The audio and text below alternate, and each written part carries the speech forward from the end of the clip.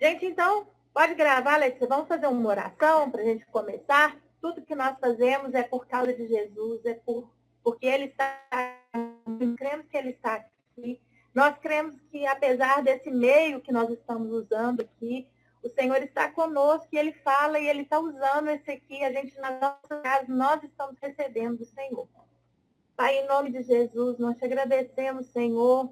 Nós te agradecemos pelas estratégias que o Senhor tem dado para que possamos ouvir a sua voz. Nós te agradecemos porque o Senhor sempre envia a sua palavra. O Senhor sempre nos encontra. Onde quer que nós estejamos, o Senhor nos encontra, porque o Senhor nos ama. Então, vai até o nosso encontro. Pai, assim como aquele pai, quando o filho pródigo, ele achava que ele estava indo ao encontro do pai, quem foi ao encontro dele foi o pai. Nós sabemos que, apesar de nós acharmos que nós que estamos indo, sabemos que é o Senhor que vem ao nosso encontro. Que nessa noite, Senhor, o Senhor fala aos nossos corações, o Senhor nos dê experiências novas, o Senhor revela a sua vontade para que nós possamos sair daqui, mulheres segundo o seu coração. Em nome de Jesus. Amém. Amém. Bom, o nosso livro, né, Liturgia do Ordinário, eu gosto da versão livro, e quem gosta do áudio, ouve o áudio, quem está lendo o PDF, que a gente também disponibilizou aí, leia o PDF, use a maneira que você quiser. Quem comprou o livro, leia o livro, né, eu gosto de livro escrito. Às vezes, eu leio um pouquinho do PDF e falo assim, eu quero comprar esse livro, e aí eu fico na expectativa para poder mexer. Nós lemos essa semana o primeiro capítulo. E o primeiro capítulo ele se chama Acordando. E ele fala sobre o batismo e aprendendo a ser amada. E esse capítulo, para mim, ele foi muito marcante, porque ele fala de coisas simples, coisas cotidianas, coisas que nós fazemos todos os dias, que é acordar. E todas nós, ricas ou pobres, solteiras ou casadas, ou divorciadas, ou viúvas, seja qual for o nosso estado civil, todas nós acordamos mais ou menos da mesma maneira, né? Acordamos com aquela cara inchada, as mais novas incha menos, mas incha também. Eu lembro uma vez que a gente, no meu trabalho, a gente pega trabalho depois do almoço. Mas aí teve uma situação excepcional e nós tivemos que ir para trabalhar às 7h30 da manhã. Aí minha colega falou assim, ela é um pouco mais velha do que eu, falou assim, nossa Deus, vou ter que levantar às 5. Eu falei, por quê? Minha cara para desinchar é 2 horas. Aí a gente vai entendendo porque acontece, né? Mas todas nós acordamos com o rosto inchado, acordamos daquele mesma maneira. O que acontece com o rico, com o pobre, com o novo, nós acordamos só no filme que as mulheres acordam e já acordam, e naqueles filmes de romance já acorda, já dá beijo na boca. Isso aí é só filme. Na vida real, as coisas não funcionam dessa maneira, né? E todas nós sabemos como que é. Então, é muito legal a gente ler o primeiro capítulo, porque a autora, ela escreve de uma maneira muito simples. E ela, de uma maneira muito simples, ela expõe esse cotidiano, a vida que nós todas temos em comum, de acordar, de estar ali naqueles primeiros momentos, descabelada, com mau hálito, às vezes nem tão bonita assim, com vontade de fazer xixi, né? Depois de uma certa idade, a gente levanta para fazer xixi mesmo. Então, a gente, todo mundo naquela situação ali, se identificando com a situação corriqueira, e ela fazendo uma correlação deste levantar e do batismo. Eu não sei se vocês perceberam, mas o primeiro capítulo é justamente isso, é a correlação que existe entre o acordar e o batismo.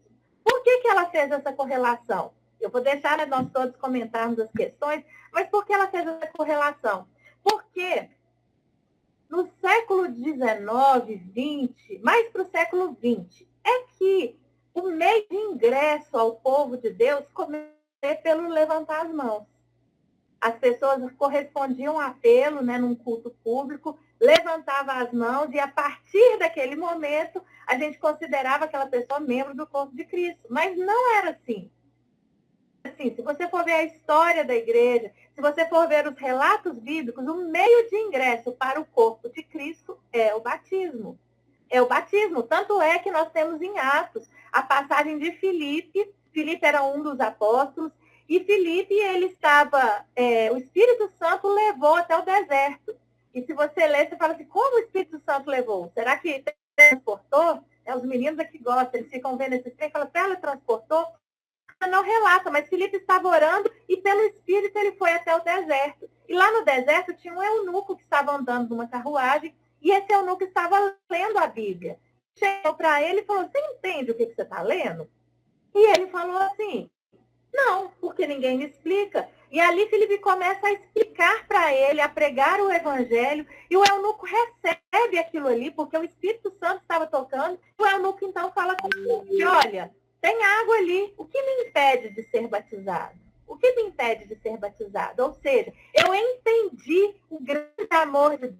Eu entendi que Jesus morreu na cruz por mim e eu quero fazer parte do corpo de Cristo. Não é fazer parte unicamente da igreja, mas é fazer parte do corpo de Cristo. Eu quero integrar esse grande projeto. E aí, como nós integramos esse projeto? Por meio do batismo. O batismo é o ingresso numa nova vida, numa nova jornada. Então, ela marca aqui o meu acordar com o meu ingresso no cristianismo, nessa aventura que é a jornada do cristão, que é a vida do cristão. E lá em Atos 2, 28, Pedro está fazendo um discurso e a pregação dele para aquelas pessoas que ainda não conheciam Jesus, arrependam-se e sejam batizados para perdão dos seus pecados. Ou seja, é o batismo a porta de ingresso para a caminhada cristã. O marco zero da minha vida é a partir do batismo. Não é quando eu levantei as minhas mãos. Aquilo ali foi o primeiro momento. Foi quando eu fui tocada, o Senhor tocou-me. Mas o meu ingresso na jornada cristã se dá por meio do batismo. Então, a autora está fazendo aqui, né, fiz esse parênteses para explicar que a autora está fazendo aqui um paralelo. O nosso ingresso na vida cristã começa com o batismo, assim como o nosso ingresso num novo dia começa por acordar, começa pela maneira como nós acordamos. E aí ela faz uma correlação, a maneira como eu acordo e a maneira como eu integro a minha vida cristã. E aí tem algumas perguntinhas, nós vamos falando sobre elas aqui.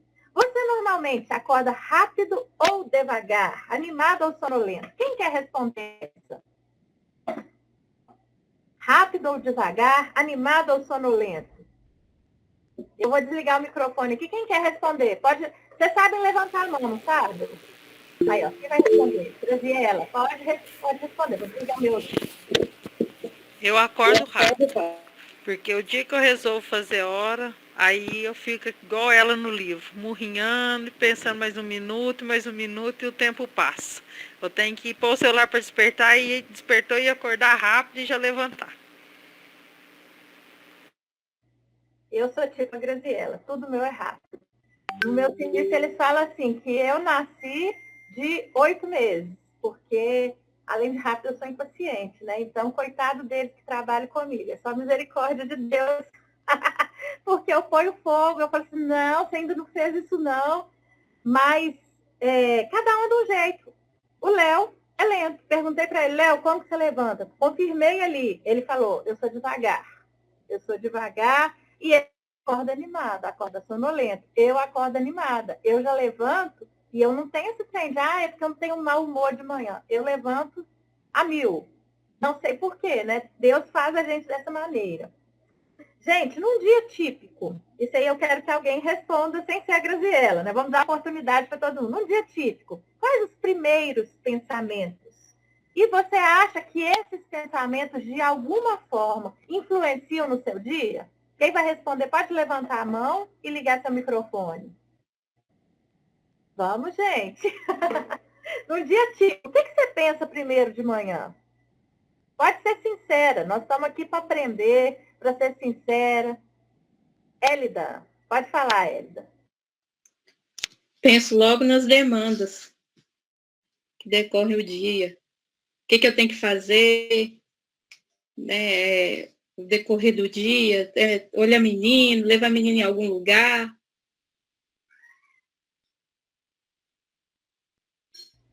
Eu também sou igual a Élida. Eu sou igual a Élida. Eu também penso assim, o que eu tenho que fazer, o que eu tenho que correr e levantar menino. Eu tenho um menino que é filho do Leonardo, que gosta de dormir. E aí esse menino, que é o filho do Leonardo, para tirá-lo da cama 40 minutos no mínimo. Então, se ele tem que sair às 9, 7h30 eu começo o processo, para dar tempo dele chegar às 9, porque é uma luta. Mas eu meditei essa semana, eu queria falar assim, meu primeiro pensamento é igualzinho da Elida. O que eu tenho que fazer, como é que vai ser corrido. E lendo essa semana e meditando, eu entendi que o meu dia é tão corrido, tão apavorado, tão esbaforido, porque o meu primeiro pensamento pela manhã não é obrigada, Jesus, por mais um dia. Não é, estou confessando para você, não é. E deveria ser. Deveria ser, Senhor, obrigado, porque eu acordei. Obrigado, porque eu tenho oportunidade hoje de começar mais um dia. Hoje eu tenho uma oportunidade de fazer diferente do que eu fiz ontem. A gente, pensa só, todo dia eu tenho uma oportunidade de fazer alguma coisa diferente. Eu não preciso de ser mesmo, porque cada dia o Senhor me dá uma nova chance. Então, o nosso primeiro pensamento deveria ser. Eu sei que o nosso normalmente não é, mas o nosso primeiro pensamento deveria ser a gratidão. Obrigada, Senhor, por ter entrado na minha história, permitido um novo começo. O batismo marca o nosso novo começo. Né? Cada um de nós, vou lá naquela lá. Você lembra do seu batismo? Pergunta 5. Você lembra do seu batismo?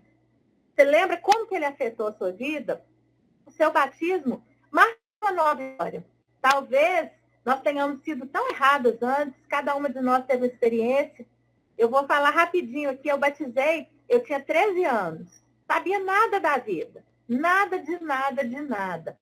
E eu ia à igreja acompanhando os meus pais. Mas uma coisa eu tinha certeza quando eu quis batizar, porque eu quis batizar, não foi obrigado, eu que quis. Quando eu batizar, eu tive uma certeza que aquela era a melhor escolha que eu estava fazendo.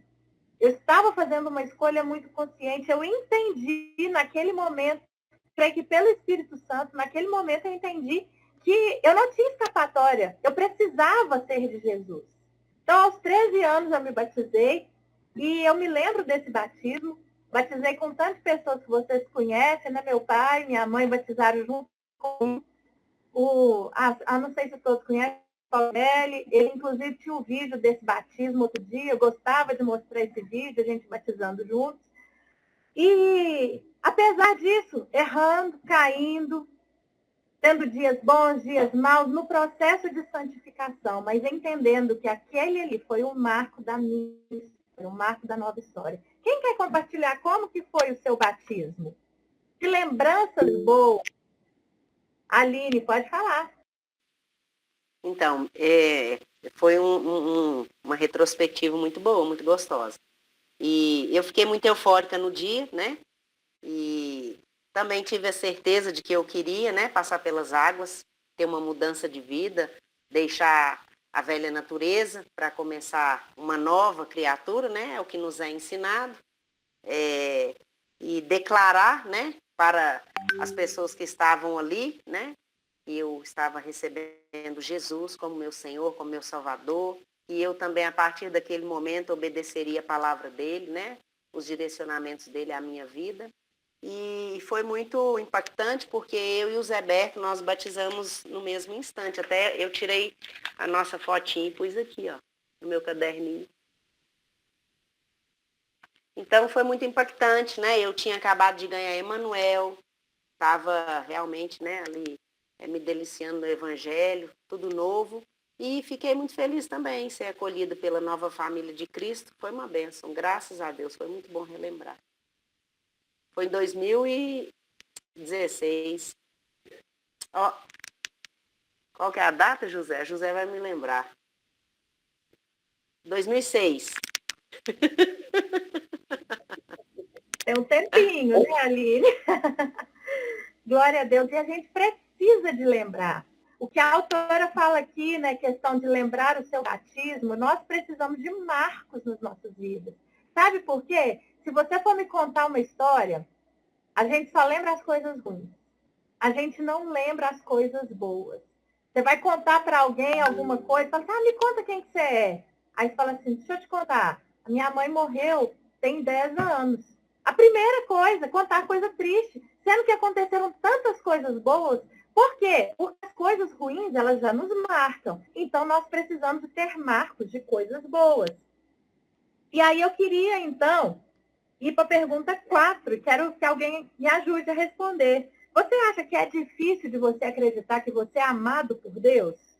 Se você acha que é difícil, quais que são os obstáculos que você encontra para abraçar essa identidade de amada, de filha amada de Deus? Levanta a mão, meninas, quem quer responder, para a gente conversar. Yasmin, pode falar. Meu microfone.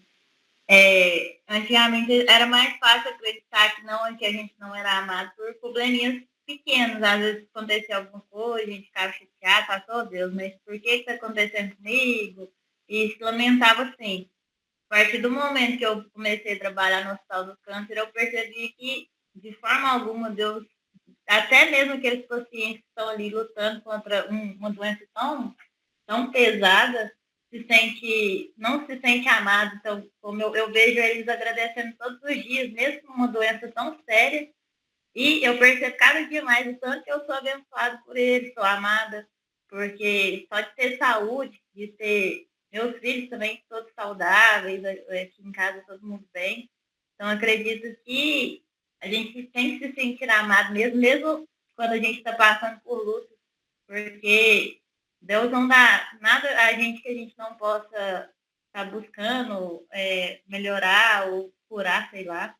É isso. Amém. E a gente tem essa tendência mesmo, isso que a Yasmin falou, é isso mesmo. Eu tinha escrito justamente isso. Que um dos obstáculos para a gente se sentir amado por Deus são as dificuldades.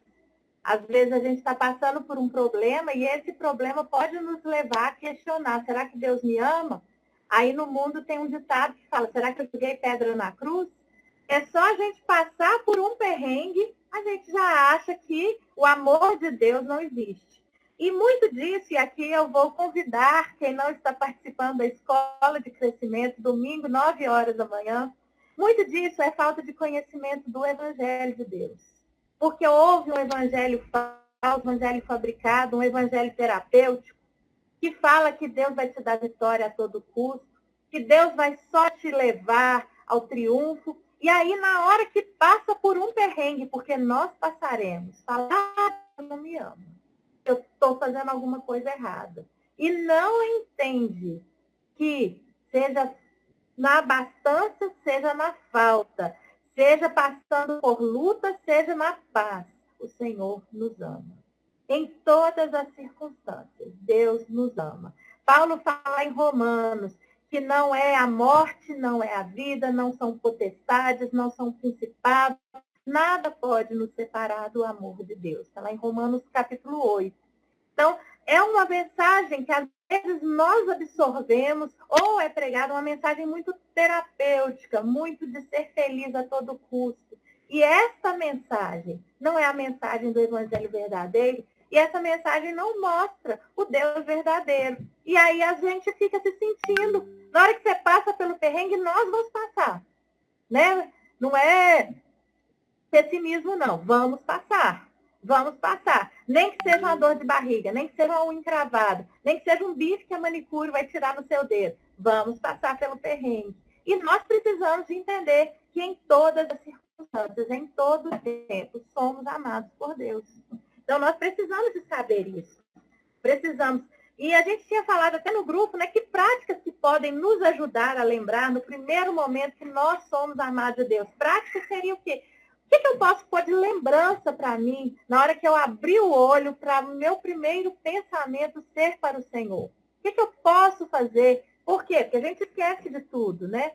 O que eu posso fazer? Quem quer responder aí? A gente comentou no grupo, alguém tem alguma outra ideia de uma prática que pode ser feita para que você se lembre e é amado por Deus no seu primeiro momento pela manhã? Que estratégia que você tem usado? Eu compartilhei. Vai lá, Aline. Uai, o que eu sempre faço, né, é sobre a gratidão, de orar agradecendo, né? E também não é, o que eu também tenho aprendido, não é só aquele momento da oração falada de gratidão, mas é dentro de mim, né?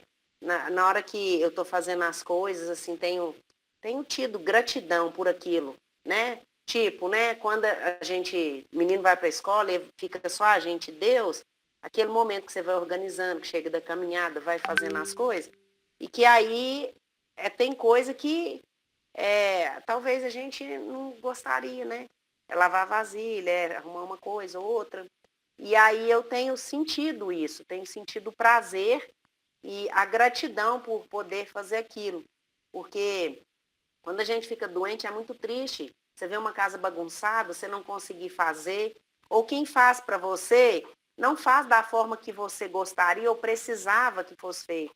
Então eu tenho feito isso como uma forma até de exercitar mesmo a gratidão a Deus, sabe? Amém, isso mesmo. A autora diz que nós temos a tendência de ter uma vida cristã sem as partes chatas. É ou não é verdade? Isso aí somos nós. Você luta contra isso? Eu acho que essa daí não tem nem alguém que vai falar não. Quem que não quer? Quem que quer almoçar sem precisar fazer almoço? Quem quer almoçar e não precisar lavar vasilha, né? Isso aí somos nós, é lógico. A gente nunca quer enxergar a realidade da vida, né? Nós queremos que a nossa vida seja igual a dos filmes. A gente quer, e talvez essa romantização excessiva da nossa vida cria falsas expectativas. A gente fica tanto filme. Eu tinha uma tia, tenho uma tia, né? Ela é viva, mas eu lembro que ela tinha um casamento muito ruim. Ela era uma pessoa que tinha um casamento ruim e, por fim, ela acabou separando desse marido dela. E eu lembro que, às vezes, nas férias, ela não morava aqui em Divinópolis, ela morava em Belo Horizonte, ela vinha para cá. E aí a gente alugava filme, do videocassete, locadora, vocês lembram disso? A gente alugava filme e a gente, que tanto de mulher, gostava de ver comédia romântica. E essa minha tia sempre chorava, ela ficava emocionada. E ela falava assim, é porque a minha vida nem se compara a esse filme.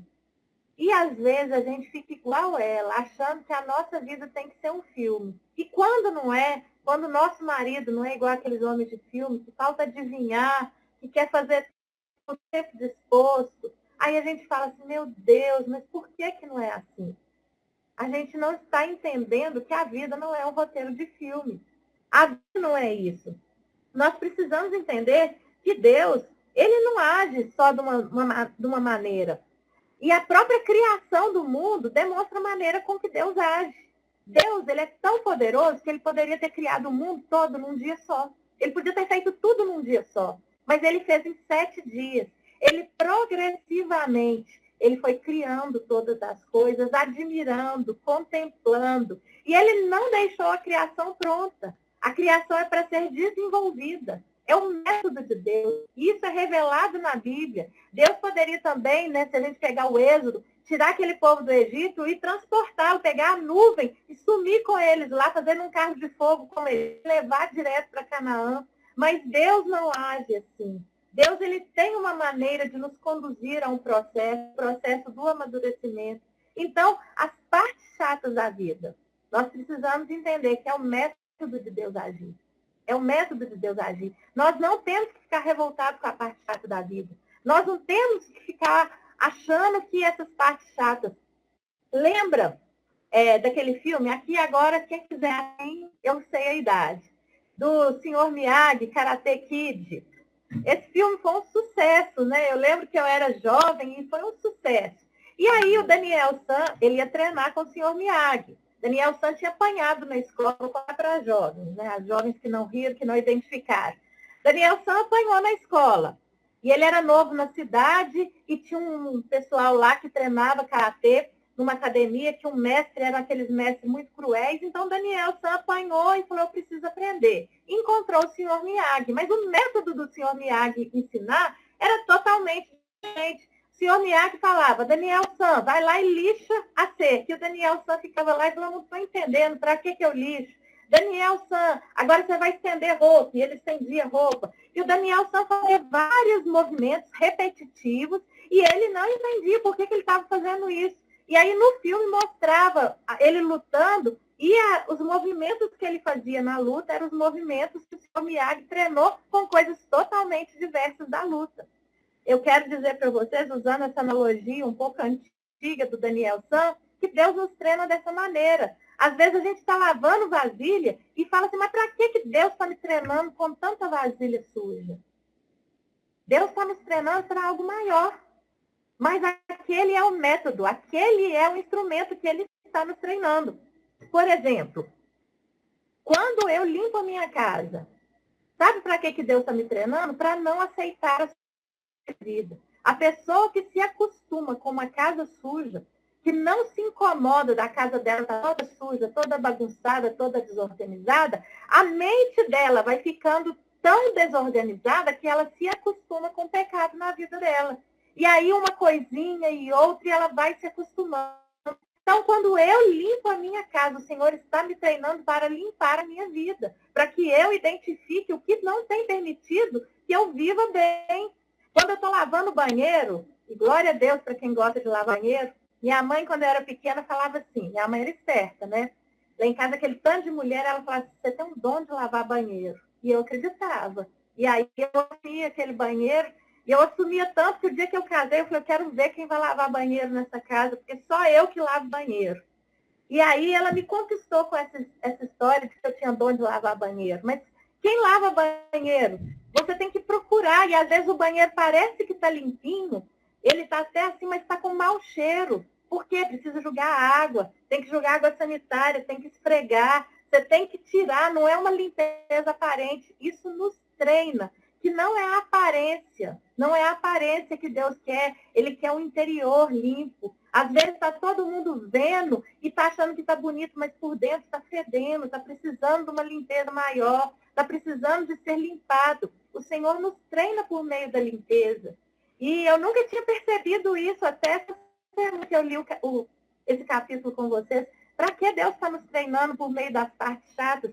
Ele está nos treinando para que nós cheguemos lá no fim e reinemos com Cristo. Amém? E o que vocês acham desses anos ordinários de Jesus? Foram os anos que Jesus, pouco tem relato dele, tem um relato de quando ele tinha 12 anos, que ele chegou lá no templo, discutiu com os doutores da lei, mas o que você acha que isso significa para nós? Quem quer responder essa? Quem quer falar? Alguém? Você vai aparecer, né? Gente, então eu vou falar. Alguém fala? Para Jesus, esses anos ordinários, ele foi algo extremamente precioso para nós. Porque, principalmente a dona de casa, né? O serviço que não acaba.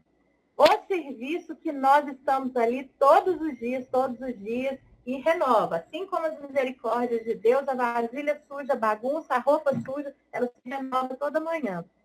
E aí, às vezes, a dona de casa, o serviço dela não tem proveito. De que adianta isso? Jesus, ele fazia um serviço comum, ele era um carpinteiro. Ele fazia um serviço comum. Mesmo assim, quando ele foi batizado, o pai falou com ele, esse é meu filho amado, em quem me comprazo. E só para encerrar, estou vendo aqui o tempo nosso está vencido, quando ele me marcou, o jeito que nós passamos o dia é a maneira que nós passamos as nossas vidas. A vida corre, gente.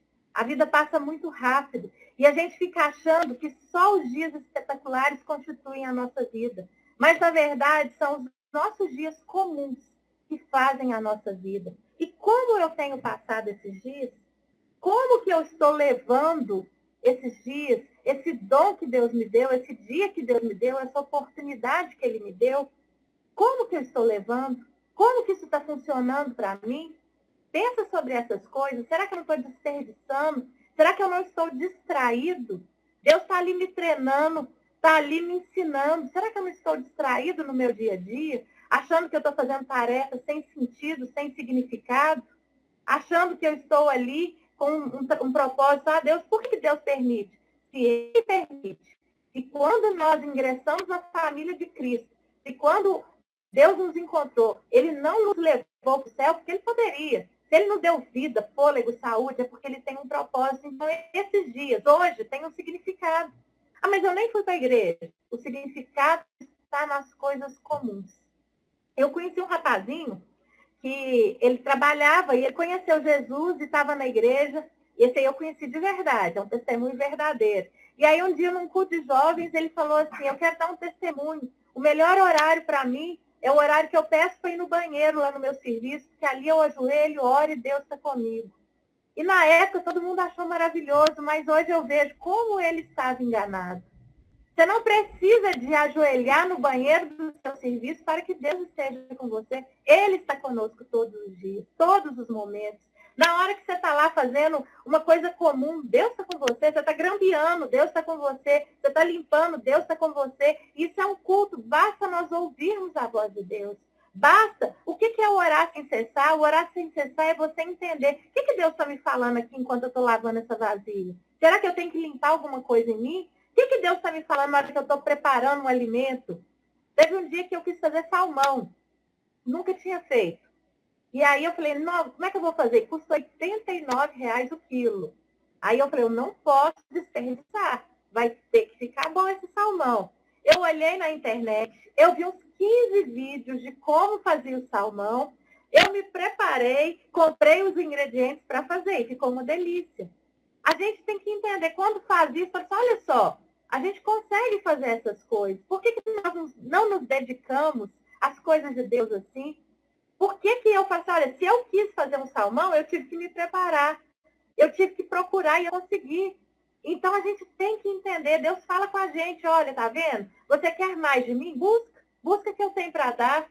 Às vezes, você vai ter que ver outras pessoas falando, você vai ter que beber, mas eu estou disponível, eu estou acessível. Deus se revelou a nós por meio de um livro, né? Não é esse aqui, não. Deus se revelou por meio de um livro, a Bíblia. O cristão tem um Deus que quer ser conhecido. Ainda que a nossa mente não entenda Deus, nós podemos conhecê-lo porque ele se revelou a nós. Então, nós podemos conhecê-lo. Era isso que eu queria falar com vocês. Nos Marcos, antes de encerrar. Fechando aqui, para a gente fechar e todo mundo jantar. Sobre os memoriais, sobre as práticas, sobre o que nós precisamos. Se alguém quiser falar, gente, pode levantar a mão. Sobre as práticas. Por que nós precisamos de fazer memoriais? Porque a gente só lembra das coisas ruins. Nós precisamos de ser lembrados. Nós precisamos de ser lembrados. Comemora aniversário. Mas eu não tenho dinheiro. É porque a gente está querendo uma coisa grandiosa demais. Comemora do jeito que tem. Faz alguma coisa que seja festivo, que seja diferente. Comemore. Comemora as suas vitórias. Não deixa passar em branco. Comemora o seu aniversário de casamento. Eu não ligo para essas coisas. Não, liga sim. Foi ali o dia em que você encontrou uma pessoa para ser seu companheiro de vida. Comemore. Eu não tenho dinheiro para a festa. Faça do jeito que você tem, mas faça uma comemoração. Faça marcos na sua vida. Acostume-se a criar boas memórias. O profeta Jeremias, lá em Lamentações, ele fala, no momento da dificuldade, ele falou, eu quero trazer à memória o que me dá esperança. O que nos marca? São as coisas que nós esforçamos para fazer.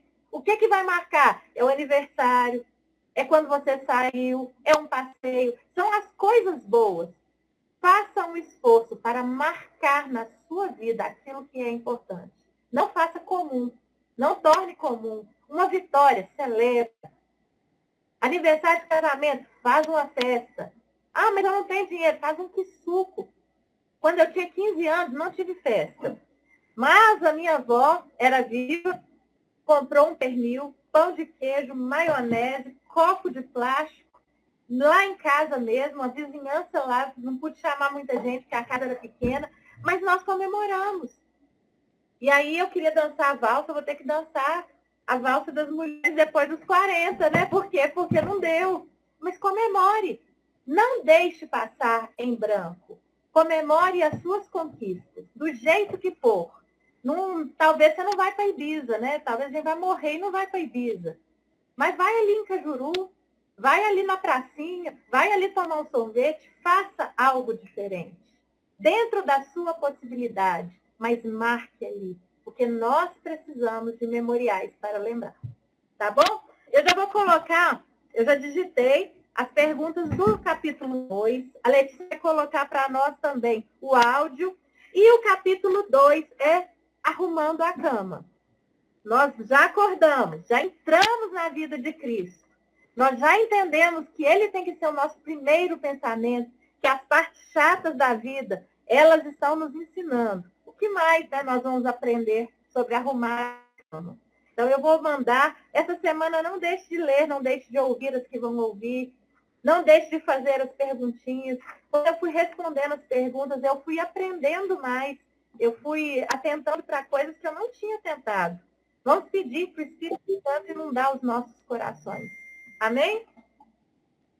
Mais alguém quer falar? Podemos encerrar? Então, gente, boa janta para vocês. Vou lhe fazer. Boa semana. Que Deus abençoe. Está sendo maravilhoso compartilhar isso com vocês. Eu já estou pensando no próximo livro para a gente ler. De tanto que eu estou gostando de ler junto. De compartilhar com vocês. E eu tenho certeza que o Espírito Santo vai falar com cada uma de nós. Amém? Deus abençoe. Com Deus. Boa noite, com Deus. Boa noite, fica com Deus.